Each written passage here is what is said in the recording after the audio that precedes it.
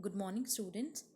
In today's video, I'll be talking about Alexander Pope's widely known Ode on Solitude. Now, Ode is a lyric poem that addresses and even celebrates a person, place, thing, or an idea.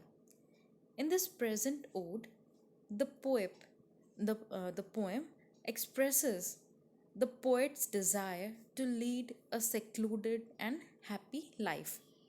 Now, the word ode it comes from the Greek "aidin," which means to sing or to chant. Basically, there are three popular odes: Pindaric odes, Horatian odes, and irregular odes. Now, the classical ode is divided into three parts: strophe, antistrophe, and epode. Now, the occasion for writing the poem was that when the family was forced to live in a small village, and it was about 15 miles from London on the outskirts of Windsor Forest. In my introduction to Alexander Pope, I stated that due to their Catholic faith, the family was forced to live in a village. It was near Windsor Forest. So, probably it was there that young Pope was influenced by the rustic life, and maybe at there the Pope has penned this lyric. One more interesting thing is to notice that the poem was composed when he was only 12 years of age. When he was only 12. Now, I even need to mention the idea that the village, that present village where the Pope spent his life, now is known as Pope's Wood. Now, the village is named after Alexander Pope and it's called Pope's Wood.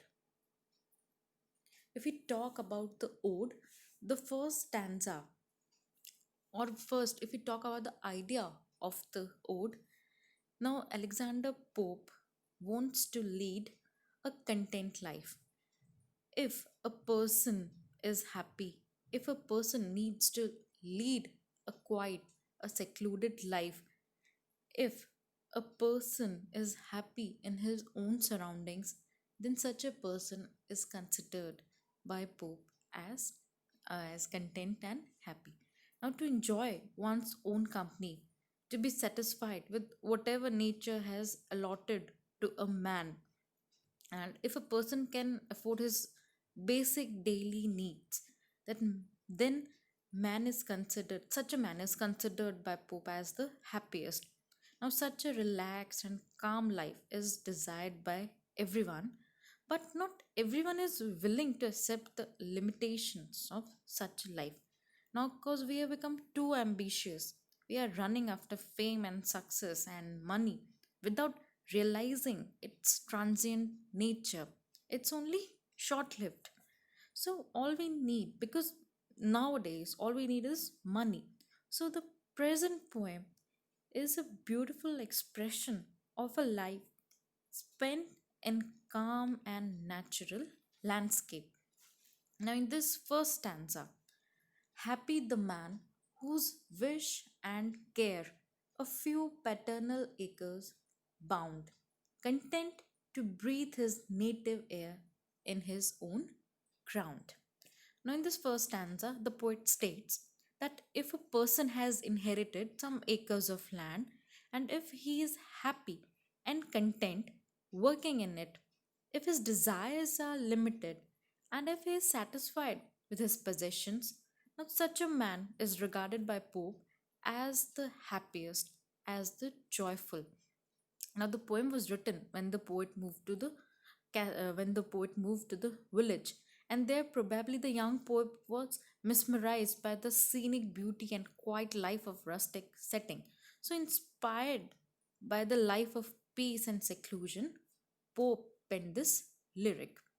He states that if a man's only wish, only desire is his inherited land, if he is satisfied, if he is content to work to live in his native soil, in his own ground, then such a man would be happiest. If he is not ambitious, if he is not willing to go out to roam around the world, and if he is only if his only desires are limited to his own land, spending his whole life in his native land, then such a person would be considered as happiest according to Alexander Pope.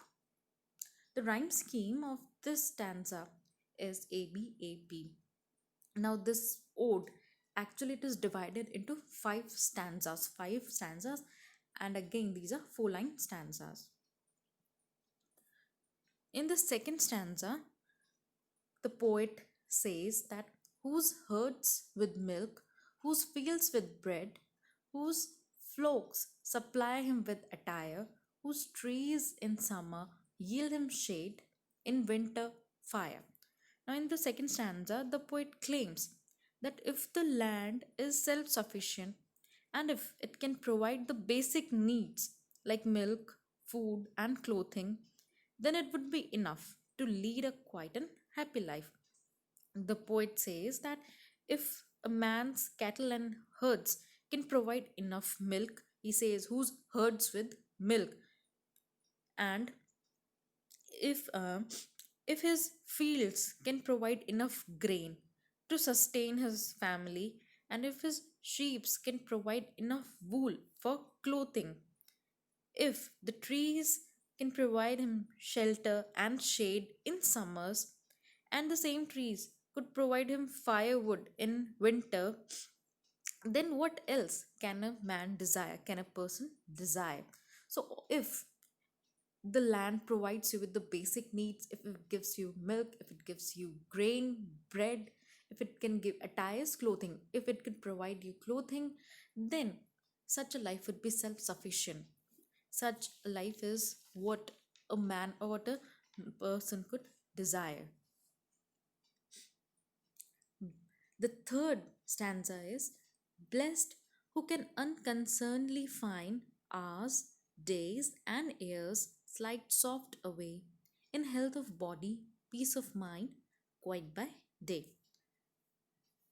Now the poet calls such a man as blessed if he is able to maintain balance in the life. If he has found peace within himself, then his hours, days, and years they'll pass swiftly, because it is said that good time always passes swiftly. If he enjoys good health, and if it is devoid of any stress, of any anxiety, of affectation, then it will be an epitome of ideal living. There would be nothing to trouble him and disrupt the world of peace. And this is indeed a blessing. This is truly a blessing when you don't have to answer anybody without any judgment, without to follow any strict norms of society. So, such a life, Pope says that such a life is a blessing. The fourth stanza is sound sleep by night, study and ease, together mixed sweet recreation and innocence, which most does please with meditation. Now, the fourth stanza, Pope describes that uh, Pope says that balanced and complete. He states that secluded life can lead to peace. In the night, a person or a farmer can sleep peacefully, devoid of any stress, any anxiety. He could study freely and actively participate in his other works. Thus, a life of ease and pleasure is productive, and a person could recreate something out of it. Such a life is marked by innocence, devoid of any darker sides of humanity. If you are able to study and read according to your own terms without any outer burden or pressure, then it would be far more better for an individual to gain knowledge. And such a life is considered as sweet. Such a life, if a person lives such a life, then he is considered as an innocent individual. The last stanza is, thus let me live, unseen, unknown. Thus unlamented let me die, steal from the world, and not a stone tell where I lie. Now, in the final stanza, the poet expresses his desire to live a life of solitude without being recognized by anyone, without being lamented by anyone, a life devoid of any pomp and show. Now, the poet really longs for this life, and he doesn't want to be famous. When Pope was young, the poem was written when he was only 12. So, at that time, he expresses his desire not to be celebrated by the world, not to be widely recognized. He desires for a happy, peaceful, and satisfied life. Not even a stone to tell where the Pope is lying or where he is buried. That's all for today. Thank you.